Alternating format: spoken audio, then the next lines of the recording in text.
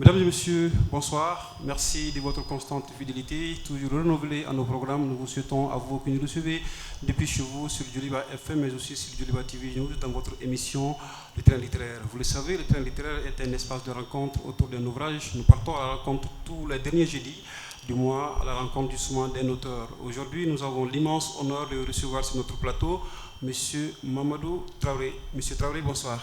Bonsoir Omar Traoré, comment allez-vous? Moi, je vais bien et vous-même? Je vais bien également. Ça va, le moral? Ça va, ça tient. Tout se passe bien? Tout se passe bien. Bienvenue à vous. Merci. Il y a vos frères, vos soeurs, vos tantes qui sont sortis pour venir vous témoigner leur passion, leur compassion, si je peux dire ainsi. Quel est votre premier mot à l'endroit de ce monde qui est sorti pour vous accompagner? D'accord. Tout d'abord, je tiens à remercier vous de m'avoir pris à bord de votre train. Et je tiens également à remercier le public qui a fait le déplacement. Je remercie et salue ceux qui nous écoutent et ceux qui nous regardent depuis leur place. Merci.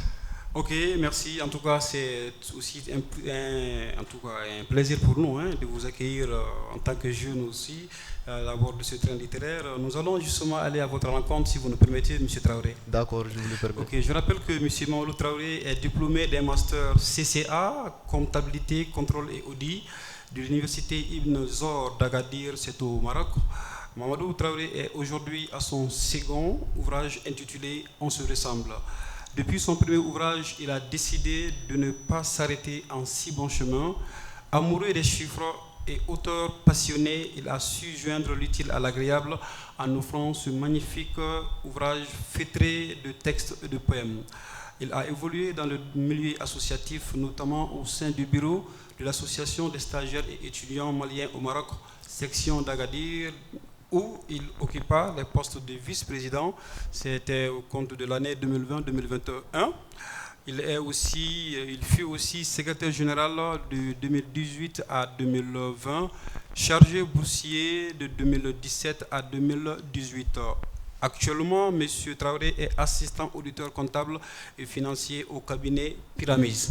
C'est bien ça? Oui, exactement. Alors, est-ce que vous vous reconnaissez dans cette petite biographie ou est-ce que j'ai dû occulter des points sur lesquels vous souhaiterez revenir?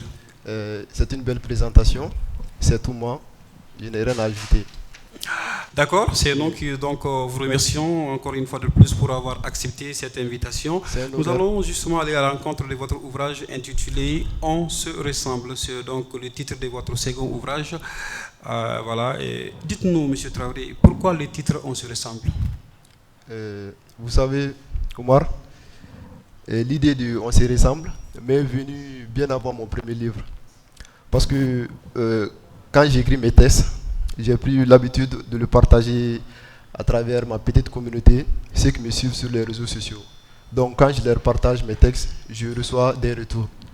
D'autres viennent me dire que, d'autres viennent apprécier les styles, et d'autres viennent me dire qu'ils se voient dans les textes, ils se voient dans mes écrits. Chose qui m'étonnait vu que je ne les consultais pas avant d'écrire mes textes. Mais ce constat-là devenait permanent. Donc voilà, il y a même un texte dans ce sens qui a connu un succès de partage, c'est le texte Papa. J'ai raconté une histoire d'un chef de famille qui n'est plus, qui a laissé sa famille derrière lui. Je me suis mis dans la peau des membres de la famille pour faire sortir le vide, le manque que le père a pu laisser derrière lui. Donc toute personne se trouvant dans cette situation, toute personne vivant cette situation s'est vue dedans. Donc voilà, je peux toujours constater jusqu'au jour d'aujourd'hui, certains de mes entourages partagent ce texte à chaque anniversaire de la mort de leur père. Donc c'est ça, ceci m'a amené à me poser une question. Qu'est-ce que nous avons de commun? Qu'est-ce que nous lie? Et la réponse a été qu'on se ressemble. On se ressemble, pas du côté physique, non, mais du côté comportemental, du côté mode de vie, du côté pensif, du côté objectif, vision, parce que nous sentons l'amour tous, parfois la haine, nous avons des goûts, des dégoûts, nous avons les mêmes aventures souvent, des mêmes mésaventures, parce que nous avons un destin commun qui est la mort, on se ressemble. Cela m'a même amené à dire plus que dans le livre, chaque part de moi est constituée peut-être d'une part de vous et de part de d'autres. Également, on peut renverser chaque part de vous pour être une part de moi et de part de d'autres. C'est-à-dire en voulant raconter ma vie, en voulant raconter la vie de mes proches, de ceux qui m'entourent, il y a d'autres qui se voient dedans. C'est ça qui m'a amené à dire on se ressemble. D'où le titre de ce livre. Ok, d'où le titre de l'ouvrage, hein, On se ressemble. Vous faites bien de le signaler parce que sur la 4e page de la couverture, les premières phrases sont dédiées à en tout cas, ces propos hein, de Victor Hugo où il dit Ah, quand je vous parle de moi, je vous parle de vous. Comment ne le sentez-vous pas? Ah, insensé qui croit que je ne suis pas toi. Comme pour dire que l'individu est un produit de la société. Exactement. En aucun cas, on ne peut parler de soi sans pour autant aussi prendre en compte les aspirations de l'autre. De l'autre, exactement, le nous. Ok. On doit prendre en compte les nous. Effectivement, celui qui a fait la préface du livre a jugé nécessaire de mettre cette phrase et je pense que ça concorde bien avec mes idéologies. D'accord.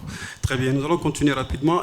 Moi, j'ai quand même vu un ouvrage composé en tout cas de 34 historiettes. Hein. C'est des petites histoires qui sont racontées ça et là, les unes aussi intéressantes que les autres. Est-ce que vous pouvez nous dire de façon globale quelles sont les thématiques que vous abordez dans cet ouvrage-là? Bon, dans cet ouvrage, je traite plusieurs thématiques et tout tourne autour de la société en fait. Je parle de la société, je parle de l'amour au sens large, au sens strict. Je parle de la vie, je parle de la femme, beaucoup même. Je parle de l'amour, voilà. En quelque sorte, ce sont des thématiques de la société. Je parle de la société, je parle de la vie dans le sens général. D'accord. Et parlant de cette société-là, moi j'ai compris que, en tout cas, le mot amour prend un pas hein, sur les autres thématiques que vous abordez, parce que j'ai comme l'impression que ce vocable-là, il est quasi permanent dans la plupart des extraits. Alors, quelle est votre conception par rapport à l'amour? L'amour, vous savez, si nous retournons à la source en fait, je vais aller vers le domaine religieux en fait. Dans la religion musulmane, on dit que voilà, Dieu a créé la terre et le ciel sur la base de l'amour. Il a créé nous les individus par amour et il nous a dit également de s'aimer. Donc, si voilà, cela m'amène même à vous ressasser une phrase de Amadou Hampâté-Bâ qui m'inspire beaucoup, qui m'a toujours inspiré. Je cite. Nous devons nous aimer mutuellement et nous s'entraider constamment afin que cet amour nous guide vers le chemin de la vérité et qui mène à la charité. C'est-à-dire, Luther, selon moi, il veut dire ici, nous devons nous aimer en fait. Si nous nous aimons, on va tous conspirer au bonheur de chacun. Si moi je vous aime, je ne veux pas aimer que vous échouez. Et également pareil. Donc imaginez si tout le monde pense de la façon. L'amour, moi je la définis, voilà. Je la subdivise en deux, l'amour au sens large et l'amour au sens strict. L'amour au sens large, c'est l'amour pour son prochain. Et l'amour au sens strict, c'est l'amour conjugal, peut-être l'amour pour une femme et vice-versa. Donc, cela m'amène également à vous ressasser encore une citation de Paulo Coelho. Paulo Coelho, c'est un Brésilien. Il dit, dans le cadre de l'amour conjugal, bien sûr, il dit, nous devons aimer. Nous ne pouvons ne pas aimer. Même si cet amour nous guide vers le pays où c'est rempli de larmes. Les lacs sont remplis de larmes. Le pays où les larmes sont remplies de larmes. Les pays où le lac est rempli de larmes en fait. Okay. Donc l'amour est nécessaire. Nous devons aimer son prochain. Ok. Voilà. C'est pour cela que oui. Ok. Et ça, nous l'aurons compris ici, même au Mali, que l'amour, on a besoin d'amour dans la situation où nous vivons actuelle. Voilà, on a besoin d'amour. Et quand il y a l'amour, il y aura l'attente. Imagine dans une famille où il n'y a pas d'amour, il n'y aura pas d'attente. Et encore plus, on sort de la famille, on vient dans les quartiers, également pareil. Et encore plus dans un pays et dans une nation, le monde ne sera pas meilleur s'il n'y a pas d'amour. Okay. Pour en tout cas accentuer vos propos, je vais toujours en rapport avec l'amour. Hein. Oui. Il y a un grand écrivain qui disait, lorsque le pouvoir de l'amour surpasse l'amour du pouvoir, le monde connaîtra la paix. Je pense qu'aujourd'hui, nous avons besoin d'amour. Exactement. Nous devrons courir pour avoir, non pas l'amour du pouvoir, mais le pouvoir de l'amour. Exact. Parce que rien ne se fait dans cette société dans cette vie surtout, sans amour. C'est juste pour en tout cas appuyer vos propos. Nous continuons cette discussion, en tout cas qui est très bien partie déjà. Hein. Oui. À la page 16, j'ai vu un texte qui est consacré à la lecture. Voilà, la page 16, pour ceux-là qui ont l'ouvrage avec nous et pourront suivre, vous dites mon fils lit. Vous incitez votre enfant à lire malgré votre jeune âge. Avez-vous déjà un enfant? Non, je n'ai pas d'enfant. D'accord. J'ai créé un fils imaginaire où tout le monde peut se voir dedans. La magie de l'écriture alors. Exactement, okay. Exactement. D'accord. Vous dites ici, hein, mon fils, il y a deux types de personnes, oui. Ceux qui lisent et ceux qui écoutent les gens qui ont lu. J'aimerais que tu fasses partie du premier, car tout ce que je l'ai obtenu par la lecture. Il y a des étudiants parmi nous, il y a des jeunes écoliers parmi nous. Vous, si vous avez, selon vous, quels sont alors les bienfaits de la lecture? Qu'est-ce que la lecture peut effectivement apporter à l'humanité? Vous savez, Oumar, je veux commencer par moi d'abord. Le bienfait de la lecture sur moi, en fait, je ne pourrais le dire assez. Et ceux qui me connaissent, qui m'ont connu avant que je ne commence à lire, et maintenant, sauront vous dire que j'ai été métamorphosé, en fait, en quelque sorte. La lecture m'a catégoriquement changé. Donc, du coup, la lecture, elle m'a apporté l'ouverture d'esprit. Elle m'a apporté l'indépendance scientifique, l'indépendance intellectuelle. Également, m'a apporté la perspicacité, m'a apporté l'empathie. Donc, c'est dans ce cadre-là que je n'ai pas été avare. J'ai invité mon fils, j'ai créé un fils imaginaire où tout le monde peut se voir dedans, à lire. À lire pour se construire. Et à travers ce texte-là, j'ai essayé de faire un bref récapitulatif des ouvrages qui m'ont marqué, certains des ouvrages que j'ai lus qui m'ont marqué, en essayant de mettre en valeur l'importance de la lecture. Parlez-nous un peu de ces ouvrages-là. De ces ouvrages, quelques-uns au moins. Oui, il y a Amadou Hampâté-Bâ. Lequel? Beaucoup même, je pense que j'ai lu 3 ou 4 de ces ouvrages. Okay. L'étrange destin de Wangré, okay. Vie et enseignement de Tchorno Bouagar, ça m'a beaucoup marqué.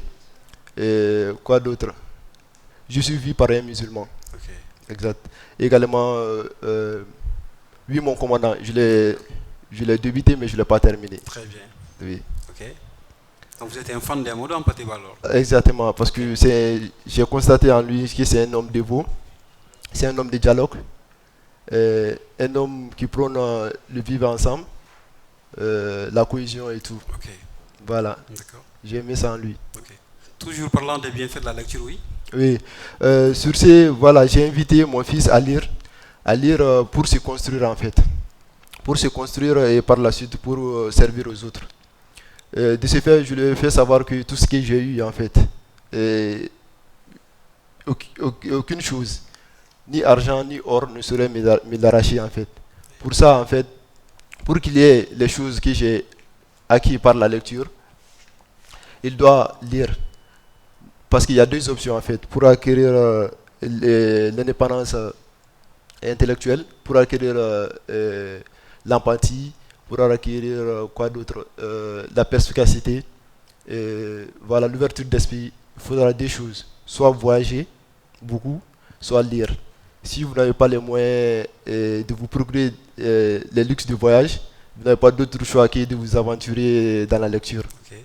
Voilà. D'où les propos de Victor Hugo qui dit lire c'est voyager, voyager c'est lire. Exactement. Okay. Très bien. Nous allons toujours continuer. Hein. L'ouvrage il est très intéressant. Je disais tantôt, les thématiques que vous abordez sont intéressantes les unes aussi bien que les autres. Vous faites aussi un clin d'œil à la femme rurale que vous baptisez femme paysanne justement. C'est justement à la page. Vous avez fait un poème dédié à la femme où vous dites à la femme tout simplement, mais il s'agit exclusivement, n'est-ce pas, de la femme rurale, de la femme paysanne. Pourquoi le cas particulier de la femme rurale? Qu'est-ce que la femme rurale a de plus particulier, n'est-ce pas, que la femme citadine, sinon la femme urbaine? Qu'est-ce qui les différencie selon vous? D'accord. Vous savez, j'ai pris le plaisir, un jour de 8 mars, de rendre hommage à toutes les femmes du monde entier, et plus particulièrement à la femme des milieux ruraux. Parce que j'ai constaté qu'elles sont les grandes oubliées, elles ne sont pas chantées ni décorées en fait. Et on a tendance à faire à celles qui parviennent à faire des longues études, à créer des grandes entreprises ou à monter des grands projets. Donc, je ne sais pas de faire une différence entre les femmes. Au contraire, j'essaie de dire qu'on a tendance à marginaliser certains types de femmes. Donc, alors qu'on oublie que ces femmes-là, les femmes des milieux ruraux, sont également des pierres angulaires de leur société. Elles apportent joie et gaieté dans cette société-là. Elles apportent l'amour en fait. Ces femmes, vous savez, elles ne se plaignent jamais. Elles ne se plaignent jamais et elles font les durs labeurs en fait. Comme nous le savons, je sais pas, elles se couchent après tout le monde, elles se lèvent avant tout le monde. Également, elles partent au champ, elles cuisinent, elles assurent l'éducation des enfants. Elles font tout ça, mais elles ne se plaignent jamais. Il faudra voir juste les femmes d'ici. Les femmes d'ici, elles partent travailler, quand elles viennent, voilà, elles ne pourraient rien faire par la suite. Je ne sais pas toujours de faire une distinction, mais j'essaie juste de montrer qu'il y a d'autres femmes où on doit chanter et où on doit valoriser. Vous savez, moi j'ai l'habitude de voir ça à la télé, les réalités de ces femmes rurales, mais il m'a fallu voyager. Il m'a fallu voyager pour discuter avec des gens qui vivent là-bas en fait. Ils m'ont fait voir les réalités et les valeurs que ont ces femmes-là en fait. Le quotidien quoi. Exactement, exactement. J'ai cohabité avec des gens de ces milieux-là. Donc il me faut savoir les réalités. C'est ça qui m'a amené un peu à parler de ce sujet-là. Okay. Ouais. D'accord, donc je disais que c'est quand même un clin d'œil à l'endroit de ces femmes battantes, voilà, moi je le dis ainsi, mais en tout cas il est quand même important de contrôler votre langage parce que vous êtes dans une ville, le jour où vous allez demander la main d'une fille à Bamako, elle va dire mais il faut retourner au village pour aller prendre. C'est sûr et certain. Et très bien, alors les textes, voilà, j'ai vu un texte très intéressant, ça n'engage que ma personne, je dois le dire. Les textes, je dois le dire, c'est la page 22. Alors, j'aurais souhaité lire tout le texte, tout l'extrait, pas tout l'extrait, mais bon, en tout cas, des parties. Je dois le dire, sinon ma plume va me maudire. Dire que quand les gens sont déçus, qu'ils se tournent vers la religion, sans oublier que le peuple du monde ne fait plus preuve de coalition. Dire qu'en Afrique, il y a la famine et que ce sont les prostituées clandestines qui nourrissent certaines familles. Dire que nos dirigeants ont volé nos droits et que depuis que Kadhafi est parti, la Libye est en proie. Dire qu'il n'y a qu'une seule vérité, celle de Dieu, et que ceux qui se croient comme Benoît XVI iront un jour tous aux cieux. Je dois le dire, sinon ma plume va me maudire. Dire qu'à l'étranger, l'appât du gain nous a fait oublier la famille et qu'au bled, on donne en mariage les gamines. Dire que mon meilleur ami s'est emparé de ma femme et que je lui en veux, même à son âme. Dire d'arrêter de rêver que la vie n'est pas que de rouler en Porsche et que chacun doit se concentrer de ce qui est dans sa poche. Je dois le dire, sinon ma plume va me maudire. Dire que pour faire du mal, d'autres le font au nom de l'islam et que pour moi, le seul moyen de me faire entendre est l'islam. Dire que l'impunité est devenue chose normale dans ma société, sans oublier que la pauvreté nous a fait perdre la dignité. Dire que la vie, ce sont des hauts et des bas, il y a trop de défis à relever et qu'on ne doit pas se tromper de combat. Dire que j'étais de passage et que je dépose ça ici pour les sages. Nous avons l'impression que vous êtes dans la dénonciation. Exact. Vous paraissez révolté. Exact. Qu'est-ce qui vous fait révolter? Vous savez, Omar, quand j'ai été initié à l'écriture, ma plume m'a donné un don. Oui, ce don-là, on m'a consigné des missions. L'accomplissement de ces missions-là sont obligatoires. Donc, ces missions consistent en fait à dénoncer quand il y a lieu, à parler de l'amour quand il y a manque d'amour, à parler de vivre ensemble, de la cohésion, à parler de tout ce qui est en fait quand l'occasion se présente. C'est-à-dire, si j'ai failli à ces missions, ma plume va me maudire. Et maintenant, quand même je vais écrire par la suite, mes écritures ne vont pas fasciner d'autres personnes par la suite. Vous voyez, non? Donc c'est un don qui m'a été donné par la plume. Ok. Donc la plume vous a, en un mot, non seulement fasciné, mais elle vous a changé. Exactement, exactement. D'accord.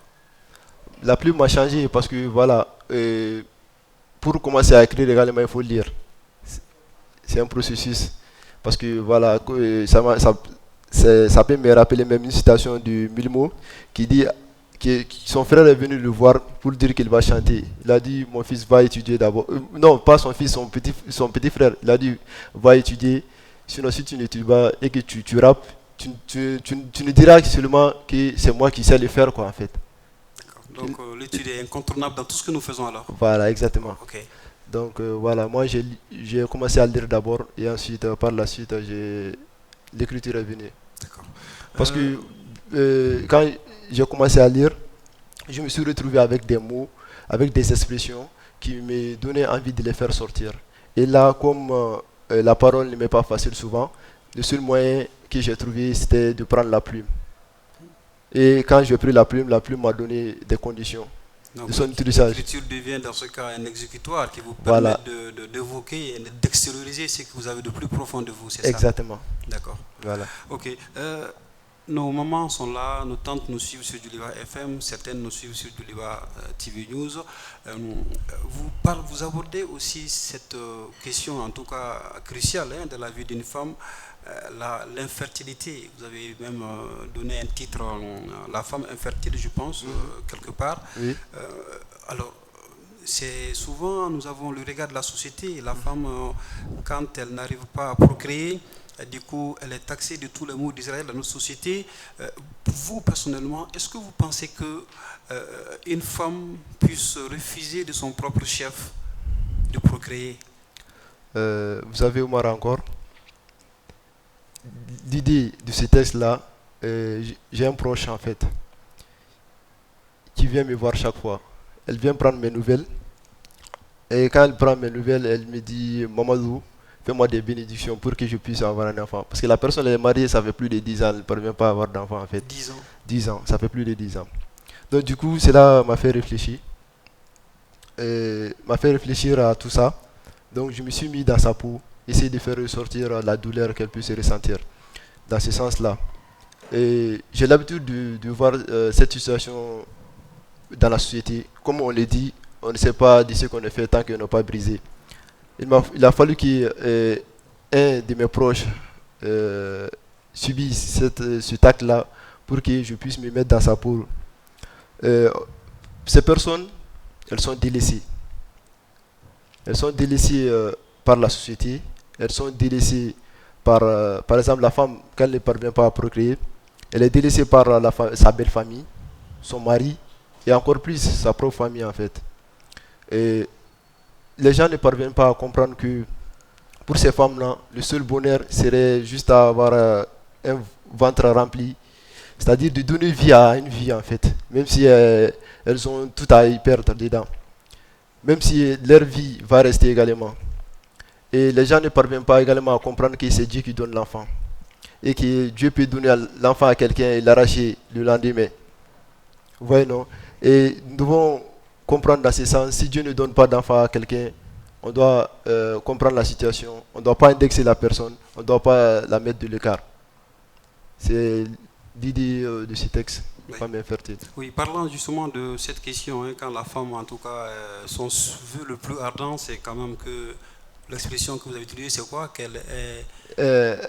Juste un ventre rond, Oui, oui, et de donner vie à une vie. voilà, et vous le dites ici, hein, elle Ouais. lève les mains vers le maître absolu Oui, chaque matin à l'aube, et c'est avec les yeux remplis de larmes qu'elle tend les mains vers le Seigneur pour formuler ses vœux. Elle n'attend qu'une réponse, une vie dans son ventre. Elle n'attend qu'une réponse, arracher un être du néant. Elle n'attend qu'une réponse de la part du Dieu qui est juste derrière mère, d'être mère, qui est juste d'être mère. oui. C'est par là que se lèvera la lumière qui dissipera les ombres qui hantent sa vie. Exact. Ok. Continuons toujours la discussion. La page 47, il y a aussi un autre texte, hein, qui parle de mélancolie. Et dans cet autre texte, vous parlez toujours de cette notion d'amour, hein. J'ai dit qu'en tout cas, vous serez amoureux, hein, c'est ça, mon ami? Ouais, je suis un partageur Entre d'amour. vous et moi, ils n'entendent pas. Hein. Je suis un partageur d'amour. D'accord. Alors, vous aimez parler d'amour et vous dites ici, notre situation si indécise m'a appris à faire la différence entre amour et désir, car le premier mène à l'affection et le second conduit à l'addiction. Exact. La différence dans ce cas entre amour et désir, qu'est-ce que c'est? Euh, Tout d'abord, sur cet extrait-là, comme vous l'avez dit, le titre du livre, c'est Mélancolie. Avant même d'arriver à Mélancolie, en fait, c'est un processus, c'est une étape, c'est des étapes, je veux dire. Et vous quittez du manque pour arriver à la dépression. Et c'est une forte dépression qui conduit à la mélancolie. Et quand vous atteignez ce seuil-là, en fait, de mélancolie, il y a deux options qui s'offrent à vous, en fait. Il y a deux options qui s'offrent à vous. Euh, Parce que quand on est mélancolique, en fait, on a un manque. Je prends un exemple, en fait. Une personne qui fume de la cigarette pendant 5 ans, en fait. Et un beau jour, on décide de l'empêcher, en fait, de fumer. Le premier jour, il y aura du manque. Et le second jour, en fait, voilà, 2 ou 3 jours après, il va commencer à s'effondrer dans la dépression. Et au fur et à mesure, la mélancolie va suivre. Vous savez, bon, en termes d'amour également, je l'emploie ici en termes d'amour, en fait. Parce que l'être aimé, en fait, quand l'être aimé n'est plus, quand l'être aimé nous abandonne, il y a le manque qui vient en position. Après, il y a la dépression et il y a la mélancolie. Donc, quand on atteint ceci-là, on a juste besoin que l'être aimé nous revienne. Vous voyez, non? Donc, si la personne ne vient pas, on a deux options, en fait. On a deux options. Soit on se suicide, soit on commet un crime. Est-ce toujours la solution? C'est la solution. Parce que là, vous êtes en manque. Est-ce que ce manque-là doit nous pousser au suicide? Quoi? Est-ce que ce manque-là doit nous pousser au suicide? Je n'ai pas compris tout. Le manque dont vous parlez, oui. est-ce que ce manque-là doit nous pousser au suicide? Non, c'est pas juste un manque, en fait. Oui. Et ça va au-delà du manque, en fait. Après le manque, il y a la dépression. Maintenant, ici en Afrique, on n'accorde pas d'importance à ces notions-là. La dépression, la mélancolie. Et il y a beaucoup de gens qui s'effondrent, il y a beaucoup de gens qui perdent la vie à cause de ça, la dépression. Et là, voilà, ça vaut le coup. Il faudra y vivre, en fait, pour le savoir. Comme je l'ai si bien dit, d'après les poètes, on ne sait pas de ce qu'on a fait tant qu'on n'a pas brisé. Il faudra être dans la situation. Est-ce que vous êtes senti une fois dans cette situation? C'est ce que vous faites dire ça aujourd'hui? Non, vous savez, quand on écrivait, en fait, on a l'empathie, en fait. L'empathie, c'est de mettre à la place des autres, en fait, pour penser, pour faire sortir ce qu'ils pensent, en fait. Et on devient perspicace par la suite. Vous voyez, non? Donc, peut-être je l'ai vécu, peut-être, voilà. Et c'est une personne de mon entourage qui a vécu cette situation. Okay. Mais quand même, ce sont des faits qui sont réels. D'accord, d'où le propos du poète, hein, oui, un être vous manque, tout est dépeuplé. Voilà, ça se comprend. Nous avons dans le texte un texte qui est dédié au Mali. Le Mali. Oui. Aujourd'hui, voilà, nous sommes face à une situation aujourd'hui où on a tendance à parler de Mali croix, certains parlent de Malidien, d'autres parlent de Malien, il y a une différence entre les deux, certains même disent Malidien Djougou, d'autres disent Malidien Nyouma, on traite certains d'apatrides, on traite d'autres de patriotes. Vous aujourd'hui, M. Traoré, quelle est votre lecture? Quel est votre regard par rapport à ça, la société malienne aujourd'hui? Est-ce que le Malien d'hier, qu'est-ce qui différencie le Malien d'hier à celui d'aujourd'hui? Vous savez, avant d'arriver là, effectivement, j'ai abordé la question du Mali dans les livres. Je vais vous raconter quelque chose. Quand j'ai dit à un ami nigérien, que je fais sortir un livre, mon second livre en fait. Donc, quand je l'ai partagé les livres... Le premier alors? Non, le second. Ça, ce livre-là. Oui, quand il a pris seulement, il a fuité dans le sommaire. Directement, il a vu le Mali. Il a dit, mon ami, j'aurais été étonné si vous n'avez pas abordé cette question du Mali. Pourquoi il a dit ça? Parce qu'il connaît mon amour pour ces pays-là. D'accord. Voilà. Donc, voilà. La question que j'ai abordée sur le Mali, Ce n'est pas ce que les autres parlent en fait. Loin est là. Je n'ai pas fait de dénonciation. Je n'ai pas indexé ni tenu coupable qui que ce soit la situation où nous vivons actuellement. Au contraire, j'ai fait appel à l'amour, à l'entente, à la cohésion. J'ai appelé tous les fils du Mali à se réunir autour de l'essentiel. En fait, L'essentiel selon vous aujourd'hui c'est quoi? c'est de bâtir le Mali en fait, de se pardonner. Tout se base sur le pardon en fait. Parce que dans cette situation, on est tous coupables et victimes à la fois. En termes de guerre, en termes de crise, en termes de génocide, on est tous coupables et victimes à la fois. Et c'est ça qui a permis au Rwanda de se relever en fait, après le génocide entre les Tutsis et les Hutus. Voilà, ils se sont pardonnés en fait. Maintenant, il faudra voir le Rwanda où il est. N'est-ce pas? Donc le Mali a besoin de ça. On doit se pardonner. D'après même Milmo en fait, on doit se pardonner. Sinon, on a tous fait quelque chose dans ces pays-là. Voilà, c'est le pardon. On a besoin du pardon dans ces pays pour avancer. On n'a pas besoin de tenir coupable qui que ce soit pour ce que nous vivons actuellement. Le pardon c'est le grand, c'est ce Le dont pardon, le le peuple pardon et aujourd'hui a le l'amour. plus besoin. Le pardon et l'amour. Ce sont des marques de grandeur. Exactement. Hein? Parce que l'amour, Ce pardon doit ce n'est être pas donné à n'importe qui aussi. Hein? Je dis le pardon et l'amour, ce n'est pas donné à n'importe qui aussi. Exactement, exactement. Il faudra être sage quoi. Comme vous. Bon, moi je sais pas. Je donne l'occasion de me juger quoi. D'accord. Ok, nous allons vous poser une toute dernière question avant de passer la parole aux passagers. Nous sommes à bord d'un train, ne l'oubliez surtout pas. Il y a des convoyeurs par-ci par-là, il y a des cheminots qui veillent afin que le trajet puisse être fait dans les meilleures conditions. Hein. D'accord. Il y a un dernier texte sur lequel j'aimerais rebondir, justement, Dieu merci. Dieu merci. C'est aussi un titre d'un texte. D'un texte, oui. Dieu merci. Dieu merci. Vous dites en substance que l'individu, en toutes circonstances, doit rendre grâce à Dieu.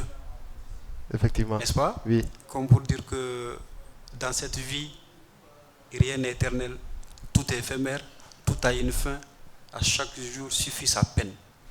Oui. Votre degré de foi vous amène à croire que dans ce monde, ça ne sert à rien de se battre pour ce monde, c'est ça? En quelque sorte. En fait, je commence par vous ressasser cette phrase de Paulo Coelho. C'est un romancier, un poète que j'apprécie, un Brésilien, oui, que j'apprécie beaucoup. Il dit chaque jour suffit son bonheur et son malheur. C'est en quelque sorte ce que vous venez de dire tout à l'heure. Donc, chaque jour on ne pourrait pas être heureux en fait. Chaque jour on ne pourrait pas être malheureux. Et si on est malheureux, le jour où on est malheureux, on doit être compréhensif sur ce côté-là. On doit rendre grâce à Dieu. Parce qu'en voulant vous plaindre sur ce malheur-là, et si vous écoutez d'autres personnes dans leur malheur, vous voyez d'autres personnes dans leur malheur, voilà, vous allez oublier le tien.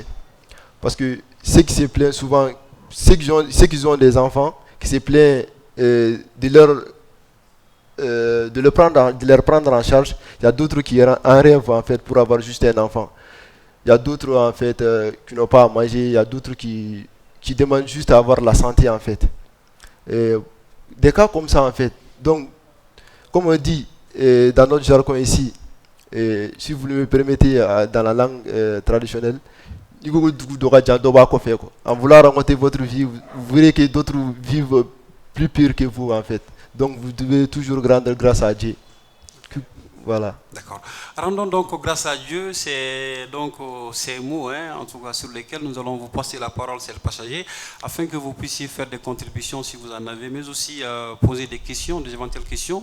Peut-être que vous avez lu l'ouvrage, il y a des choses sur lesquelles je n'ai pas pu revenir, vous allez le faire volontiers, et ces questions vont être adressées à M. Mamadou Traoré. Soyez surtout un peu plus bref dans vos interventions. Merci. S'il y a des réactions, le micro baladeur. Voilà. Le micro. Présentez-vous, voilà. Je suis Adrien David, bienvenue à vous, étudiante en histoire, en marketing et communication. À travers votre livre attirant, le titre du média, des questions me sont venues en tête. La première, vous avez utilisé les caractères de votre entourage pour écrire ces livres. Et la deuxième, comment procédez-vous pour écrire ces livres? Disons un livre par an. D'accord, d'accord. Bonsoir tout le monde. Je suis Alhaji Diko, je suis membre du club de lecteurs du Mali. Un grand plaisir quand même. J'ai une grande surprise surtout. Je ne m'attendais pas à le trouver lui là. J'ai vu sa photo sur le livre, je le connaissais. Ah d'accord. Et on a fait le camp des gardes ensemble. Oui. On habitait là-bas ensemble. Belle retrouvaille. Ouais, Merci. belle retrouvaille. Et avec d'autres personnes qui sont là, on a une très belle enfance quand même. Donc j'aimerais profiter pour le féliciter, il faut le reconnaître. C'est pas tout le monde qui ose prendre la plume. Parce qu'écrire, c'est s'écrire. Or, s'écrire, c'est oser se blesser, c'est oser paraître comme un soleil devant les autres. Et c'est très compliqué. Ce n'est pas donné à tout le monde d'écrire. Effectivement. Certains parlent mais ne peuvent pas écrire. Et remercie aussi le grand frère qui nous offre ce cadre, M. Traoré, un cadre où on peut venir papoter, crier, parler, surtout apprendre. C'est ce qui nous manque aujourd'hui au Mali. Des cadres d'apprentissage, il n'y en a pas beaucoup. Donc, j'aimerais parler quand même du livre. Quel est ce genre qui te permet d'écrire sur autant de thèmes? Parce qu'il n'est pas donné, quand tu prends un roman, dans le roman, tu racontes une histoire. D'accord. Tu peux aborder plusieurs thèmes, mais tu ne peux en aucun cas t'appuyer sur tous les thèmes. Mais je vois que plusieurs thèmes ont été évoqués. Il y a l'amour, il y a l'entente, il y a la lecture, il y a la femme, il y a des textes dans lesquels tu as dénoncé, il y a d'autres textes dans lesquels tu as parlé encore d'amour, et ainsi de suite. Quel est ce thème littéraire-là qui te permet ça, qui te permet de voyager parmi les thématiques? Première question. La deuxième question, tu es comptable de formation. Exact. Je peux me permettre de les tutoyer, c'est important. Oui. Voilà. Oui. Il est comptable de formation, vous l'avez dit, master. Pourquoi ne pas choisir? Parce que moi, c'est quelque chose que je dénonce beaucoup. On ne choisit pas les essais. Or, l'essai a plus de caractéristiques scientifiques. Par exemple, si moi, je dois écrire un essai sur l'amour, je vais écrire sur les fibres même de l'amour. Pourquoi l'amour? Pourquoi aimer? Celui qui aime, quels sont les pourparlers par lesquels il passe avant d'aimer? Quelles sont les conséquences, les causes de cet amour? C'est plus scientifique que le roman ou le recueil de poèmes ou les nouvelles. Alors, un jeune qui a autant d'énergie, qui veut écrire, pourquoi pas un essai? Et pourquoi pas un essai dans ton domaine? Tu imagines si tu avais écrit un essai sur la comptabilité au Mali, par exemple la fiscalité malienne, c'est par exemple le secteur informel au Mali. Personne n'a fait ça. Personne n'a écrit sur ce thème au Mali. Même Moussa Mara, il n'a pas écrit sur ça. Il y a des thèmes techniques qui ne sont pas du tout traités au Mali. Et nous sommes jeunes, je pense que c'est notre devoir. Bon, devoir c'est peut-être trop dit, mais en tout cas, c'est notre mission, on va dire, de pouvoir écrire sur ces thèmes. Ensuite, l'impact de vos écrits. Comment pensez-vous que ces écrits pourront impacter la société? Parce que c'est ça, l'auteur n'écrit pas parce qu'il aime écrire. Il n'écrit pas pour se libérer. Bon, il peut écrire pour se libérer, mais il écrit pour pouvoir toucher l'autre. Et comment pensez-vous, monsieur, pouvoir toucher les autres avec vos écrits? Quelle est la stratégie, si vous voulez, que vous allez mettre en place pour toucher les autres? Dernière question, l'amour et le désir. Vous recensez les questions, je pense. Oui, après, je pense 2 questions. D'accord. Mais ça, c'est la dernière question. Bon, ça, c'est pas vraiment une question, c'est à peu près une contribution. Il y a D'accord. Schopenhauer qui dit que l'amour n'existe pas sur Terre, la vie aussi entre l'envie et la souffrance. Je vois cette fille, vous allez m'excuser, mais c'est comme ça, quoi. Je vois cette fille, elle me plaît, je la désire. Dès que je l'aime, elle m'aime. Après, je m'ennuie d'elle. Après la nuit, je souffre. Parce que la nuit se solde avec la souffrance. Il n'y a pas d'amour en fait. On ne désire que ce que l'on n'a pas. Je l'aime parce que je ne l'ai pas. Dès que je l'ai, je ne l'aime plus. Je m'ennuie d'elle. Je veux autre chose. J'aime autre chose. Dès que j'aime cette chose, non, pas seulement les hommes.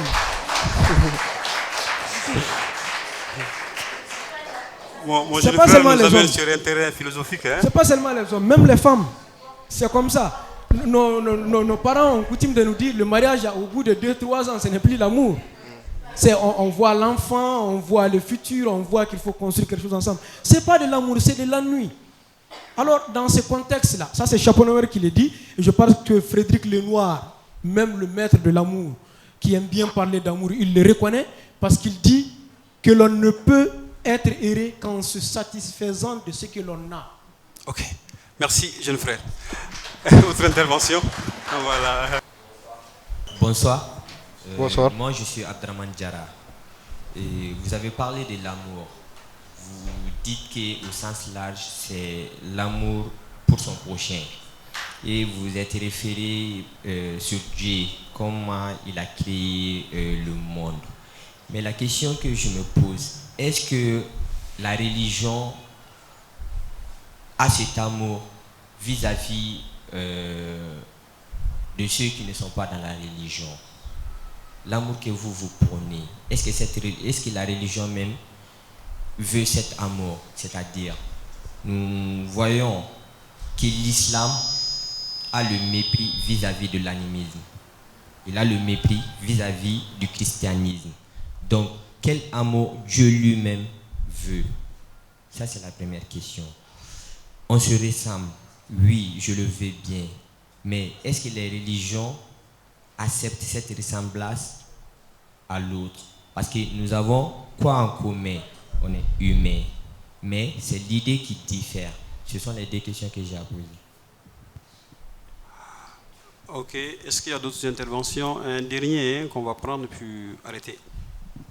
Ok, bonsoir à toutes et à tous. Mohamed Dikko, je suis l'ami de Mamadou Traoré. Moi, pas de questions, mais juste pour le féliciter et l'encourager dans le sens de ce qu'il est en train d'apprendre et d'entreprendre aussi, de l'encourager. Et nous sommes fiers de toi. Et moi, je le dis, nous sommes fiers de toi vraiment. Merci. Et quand dans les grains, à la maison, on sent cet amour qu'il développe en lui en fait. Et surtout cette énergie qu'il a. Depuis à l'étranger, il développe en fait cet amour. C'est pas qu'il a envie seulement d'écrire, mais il a en lui cet amour en fait. C'est l'encourager et le remercier. Merci. Merci. Ça. Ok, merci à vous, Monsieur Diko. Bon, oui, une dernière question rapidement pour finir. Je ne sais pas. Bonsoir à tous. Bonsoir. Merci d'abord, monsieur, de m'avoir donné la parole. Je suis Amidou Togo, étudiant à la faculté des sciences économiques et de gestion. Je suis également membre du club de lecteurs. Alors, après avoir écouté l'émission par intérêt, j'aimerais juste poser des questions sur des thématiques. D'abord, vous avez parlé de la société. Et en parlant de la société, vous vous êtes allé jusqu'à dire que l'individu est le produit de la société. Alors, j'aimerais savoir, est-ce que peut-on parler de la société sans l'homme? Sans l'homme, est-ce que peut-on parler de la société? Ça, c'est la première question. Alors, la deuxième question, c'est sur l'amour. Oui, j'aime parler de l'amour parce que, comme je disais toujours, nous sommes peut-être des futurs amoureux. Alors, en parlant de l'amour, on parle de la beauté souvent, aimer partout, les gens parlent d'aimer, aimer. Alors, aimer, moi, je n'arrive pas à comprendre en fait. Est-ce que face à tous ces problèmes, face à la problème des divorces, face à tous les problèmes qui sont dans notre société, est-ce que peut-on toujours aimer? Aimer, ça veut dire quoi? C'est quoi aimer en fait? Merci, monsieur, c'est gentil. Voilà. C'est donc à ces questions que nous allons tenter de donner des réponses rapidement avec notre auteur, monsieur Mamadou Traoré. Monsieur Traoré, vous avez la parole. La première question, oui. C'est la jeune dame qui avait posé la question, les caractères de votre entourage. Est-ce que vous servez justement des caractères de votre entourage pour écrire? Et la seconde question, comment procédez-vous pour écrire? Bon. C'est bien ça, mademoiselle? Voilà. Bon, pour être direct à la première question, effectivement, mon entourage m'impacte pour écrire. Comme je l'ai si bien dit en fait, je raconte ma vie, je raconte la vie de mes proches, de ceux qui m'entourent, de ce que je vois à travers la société. Donc c'est pour dire que mon entourage m'impacte beaucoup. Okay. Et maintenant, pour répondre à la question, la rédaction d'un livre, c'est ça, non? Oui. Comment procédez-vous pour écrire? Oui, c'est bien ça. Exactement. Bon, pour ça, donc, pour répondre à ça, je dois venir à mes débuts en fait. Ça sera long, mais je vais revenir à mes débuts. Parce que j'ai commencé à écrire en 2018. En 2018, bien avant ça, il y a eu un élément déclencheur. C'est un ami qui m'a initié à la lecture d'abord. Il s'appelle Aboubar Sanogo. Il est actuellement au Maroc. Et voilà. Donc lui, c'est un amoureux de la lecture en fait. On vivait ensemble dans le même appartement. Chaque fois, moi, je le voyais lire. Donc j'étais étonné de lui, mais mon courage n'était pas à la hauteur pour faire pareil. Mais lui, un altruiste comme il est, un affable comme il est, il part toujours vers les autres en fait. Donc, chaque fois il vient vers moi, après avoir terminé un bouquin, il me dit, Mamadou, je te recommande ce bouquin, c'est intéressant, il faut le lire, après on va discuter. Je lui ai envoyé chaque fois se balader, je n'avais pas de courage. Un jour, j'ai voulu m'enlever la honte, et j'ai pris un de ses bouquins, je l'ai lu. Voilà, j'ai apprécié, je me suis retrouvé avec des mots et des expressions en fait, et qui m'a donné envie de continuer à lire d'autres bouquins par la suite. Et c'est ça qui est venu l'envie de m'exprimer en fait, de m'exprimer. Maintenant, au-delà de ça, c'est lui qui m'a initié à la lecture et à l'écriture. Et par la suite, voilà, une autre amie qui s'appelle Salimata Traoré, elle est en France, elle est une écrivaine également, elle a 2 livres en son compte. La pensée d'une jeune africaine, également notre combat de chaque jour. C'est elle qui m'a dit, quand j'ai écrit mon premier texte, je l'ai fait recours parce que j'étais novice dans le domaine, il faut le reconnaître en ce moment, je l'ai fait recours pour qu'elle me donne son avis par rapport. Elle a apprécié, elle a commencé à me suivre. Après un bon moment, elle me dit, Mamadou, ça fait belle lurette que vous écrivez des textes, il est temps pourtant de te lancer dans la rédaction d'un livre. J'ai dit comment? Je n'ai pas cette inspiration. Elle m'a dit, voilà, vous avez beaucoup fait déjà, vous pouvez adopter le style de recueil des textes. Elle m'a expliqué le concept, j'ai apprécié. En ce moment, je me suis rapproché de quelques maisons d'édition, mais malheureusement, j'ai été stupéfait des conditions qu'elle me posait, ce qui m'a un peu découragé à l'époque. Et par la suite, en fait, mes idées m'ont convergé à faire de l'auto-édition. Donc, chose que j'ai fait, j'ai sorti mon premier livre en 2020. 2 ans après le second livre, janvier 2022, le second livre. Donc voilà, c'est un peu ça. Je pense que j'ai répondu à votre question. D'accord. Monsieur Dicko l'a dit, avec toutes ces thématiques, donc, ces thématiques pour qui sont ne pas vous arrêter, en fait, monsieur Dicko avait posé une question dont la réponse rentre un peu. C'est-à-dire pourquoi ce style, pourquoi pas d'autres styles, en fait, les romans et tout. Bon, moi j'ai lu beaucoup de romans, en fait. Je me vois, en ce moment, après mon premier livre, je ne voyais pas mon niveau à faire un roman en fait. Un roman, c'est un processus en fait. C'est des étapes qui doivent concorder. Et là, le recueil de textes m'est plus facile que le roman. Aborde plusieurs thématiques. Parce que j'ai constaté, à la base, j'écrivais des textes narratifs en fait.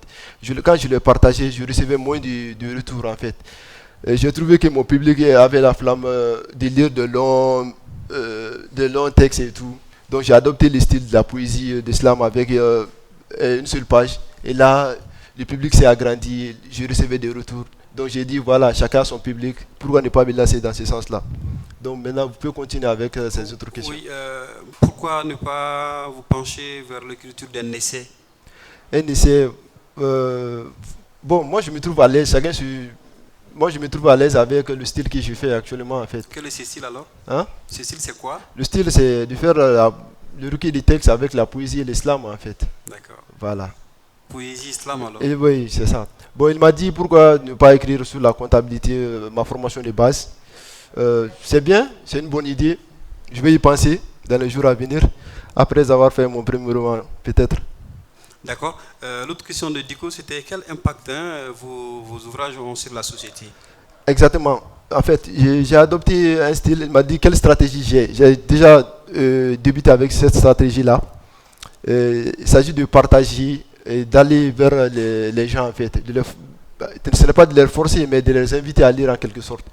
Et c'est pour dire, j'invite de ce plateau pour inviter maintenant les maisons d'édition à insérer en fait dans leur stratégie. C'est-à-dire un département marketing, pourquoi pas.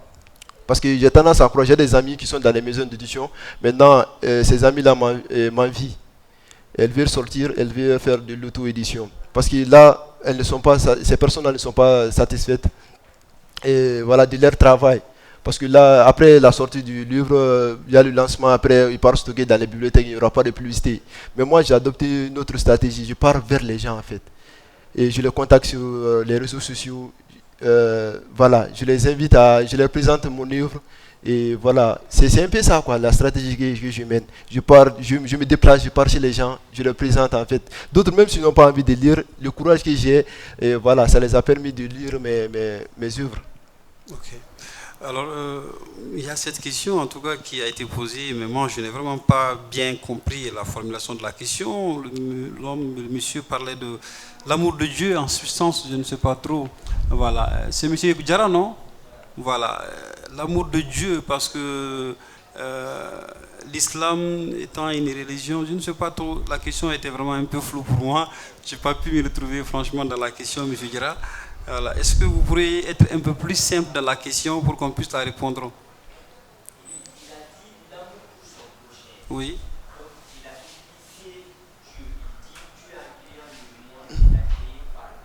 Oui. Est-ce que la religion, c'est la religion qui apporte Dieu en général. Donc, est-ce que cette religion peut apporter l'amour pour son prochain qui n'est pas de sa religion?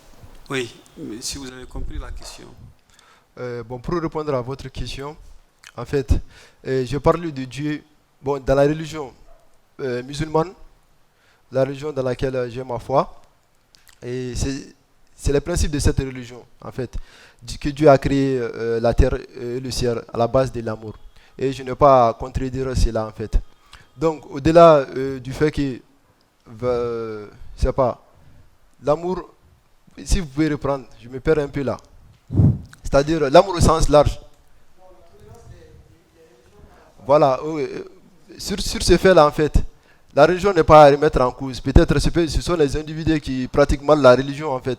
J'ai à dire que pour d'autres, dans les textes, il a lu le passage, pour d'autres, pour faire du mal, il le fait au nom de l'islam, en fait. Il le fait au nom de l'islam.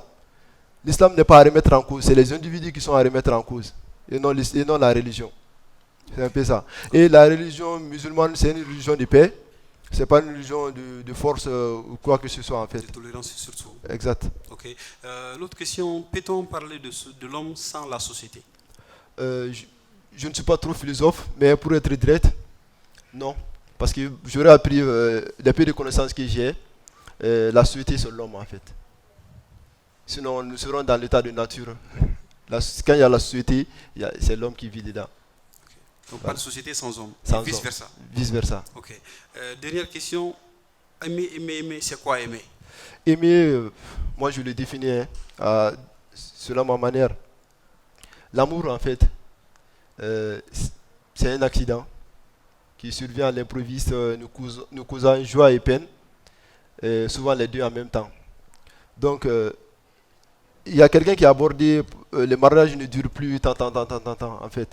Ça, c'est vrai, ce sont les réalités du moment. Mais ce qu'il faut remettre en cause, est-ce qu'à la base, il y avait de l'amour? Est-ce qu'il y avait de l'amour? L'amour, est-ce que l'amour était sincère? Comme dit Yamsoua dans son livre, en fait, toute procédure qui commence sur une base fausse ne va conduire qu'à une route erronée et qui va donner l'absurdité, en fait. À la base, il faut que ça soit sincère. Il faut que l'amour soit sincère. L'amour pour son prochain doit être sincère. Oui? Exactement. Voilà, c'est un peu ça. D'accord. Voilà, et je pense que nous avions fait le tour des questions. Il n'y a pas d'autres questions sur lesquelles nous devrons revenir. Nous sommes malheureusement. Il y a quelqu'un qui veut intervenir. Voilà, nous sommes malheureusement à la fin de l'émission. Hein, voilà, donc nous avons dit, on est vraiment pris par le temps. On va donc devoir arrêter cette émission ici. Monsieur Traoré, ça a été un plaisir de vous avoir à bord de ce train. Quelles sont déjà vos dernières impressions, vos derniers mots à l'endroit du public ici? Et merci à ceux-là qui nous suivent et qui nous regardent sur Djoliba FM et Djoliba TV News. D'accord. Le train semble s'arrêter, mais je reste croire que ce n'est qu'une pause et que le trajet, sans que je ne sois arrivé à destination bien sûr, mais je reste croire que le trajet va continuer très prochainement. Voilà, je remercie toutes les personnes qui ont effectué des déplacements, ma famille, toute ma famille est présente, également mes amis. C'est ça l'amour en fait, monsieur. C'est ça l'amour. Et l'amitié, c'est ce que l'amitié dit. Je voudrais profiter pour ressasser cette dernière citation de Oura Assandé. En fait, il dit un homme qui n'a pas d'amis n'est pas un homme. Et honnêtement, je préfère être victime d'une amitié que d'être l'ascenseur d'une amitié. C'est-à-dire, je préfère qu'il soit dit que j'ai été trahi, que j'ai trahi. Vous voyez, non? Donc, et si tout le monde pensait de la façon de l'autre en fait? Est-ce qu'on a rencontré les problèmes que nous racontons actuellement? Voilà. Mais aujourd'hui, mes amis, les peu d'amis que j'ai m'ont prouvé qu'ils m'aiment. Ok. Et qu'ils sachent que c'est réciproque. C'est ça l'essentiel. Voilà. Je remercie toute l'équipe Djoliba TV. À sa tête, le directeur, M. Kwasi. Également, vous, particulièrement, M. Omar Traoré. Encore plus particulièrement, à la voix d'Or Serantouba, et qui a été à l'origine de mon invitation. Ok. Merci. C'est donc tout, voilà. Ce serait donc tout pour cette émission. Mesdames et messieurs, nous avions été très heureux de vous présenter ce jeune écrivain, voilà, Mamadou Traoré, autour de son ouvrage intitulé On se ressemble. Ce fut donc un plaisir. Je rappelle que cette émission s'achève ici. Nous osons croire que vous serez de la partie le mois prochain pour une autre aventure. D'ici là, portez-vous bien et nous vous souhaitons de très bons moments en compagnie du programme de Djoliba FM et de Djoliba TV News. Merci. Merci.